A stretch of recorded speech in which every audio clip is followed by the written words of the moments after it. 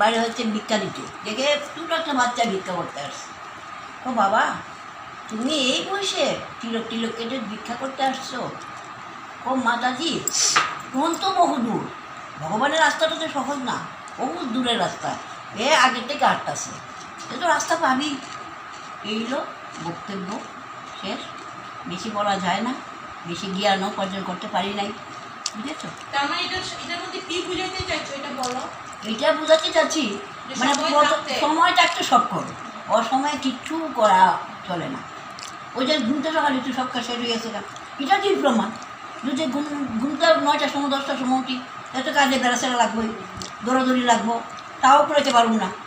ওইটাই তো তার মানে তুমি কি উপদেশ দিতে চাইছো? মানে সবাই সকাল সকাল উঠো, হ্যাঁ, সকাল সকাল উঠে সকালের কাজটা সকালেই করো, মাইন্ডটা বুঝাতে মানে এটাই বুঝাতে সময় থাকতে সব কাজ করো। সব কাজ করো। অসময়ে কোনো কাজ হবে না।